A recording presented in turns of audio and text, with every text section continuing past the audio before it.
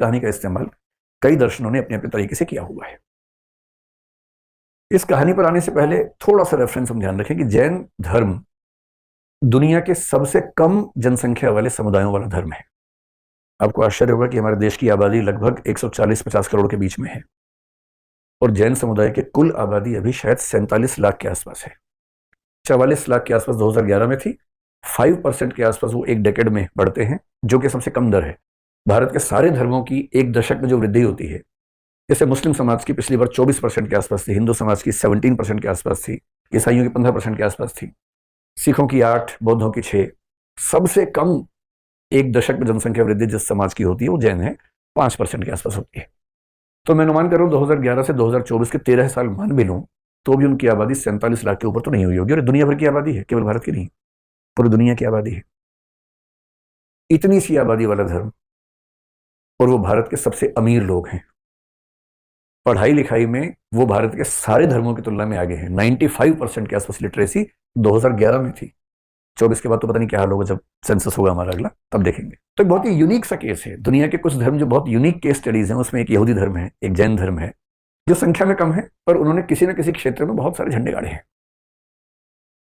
कुछ तो वजह इसकी फिलॉसफी में होगी कि इसने ऐसा किया। शायद आपने एक आदमी का नाम सुना हो, मैक्स वेबर उसको कहते हैं। मैक्स वेबर एक बहुत प्रसिद्ध समाजशास्त्री हुए हैं।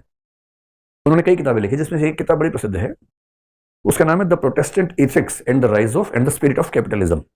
इस किताब में उन्होंने एक बड़ी गहरी केस स्टडी की, दुनिया के 6 प्रसिद्ध धर्मों का अध्ययन किया, जिसमें हिंदू धर्म भी आता है, कैथोलिक आता है, प्रोटेस्टेंट आता है, यहूदी आता है, इस्लाम आता है। इन सब का अध्ययन किया और बताया कि किसी देश में पूंजीवाद आने का संबंध इस बात से कम है कि वहां रिसोर्सेस कितने हैं, जलवायु कैसी है। असली बात है कि वहां का धर्म क्या है, वहां का सोचने का तरीका क्या है। क्योंकि धर्म सिखाता है सोचने का तरीका, हम कैसे सोचते हैं, हमारे संस्कार कैसे हैं। और वो कहते हैं कि प्रोटेस्टेंट धर्म पश्चिम में आया तो पूंजीवाद पैदा हुआ, जबकि पश्चिम में पूंजीवाद पनपने की संभावनाएं कम थी। और उसने ये भी कहा कि भारत में पूंजीवाद के पनपने की संभावनाएं ज्यादा थी, किंतु हिंदू धर्म के अंदर वो स्कोप नहीं था कि पूंजीवाद पैदा हो। पर मेरे ख्याल से उसने भारत के जैन धर्म पर ध्यान नहीं दिया। अगर देता तो वो समझ पाता कि उन्हीं परिस्थितियों में कैसे एक छोटा सा समुदाय आर्थिक उद्यम के मामले में इतना आगे बढ़ सकता है। तो एक रोचक सा अध्ययन है।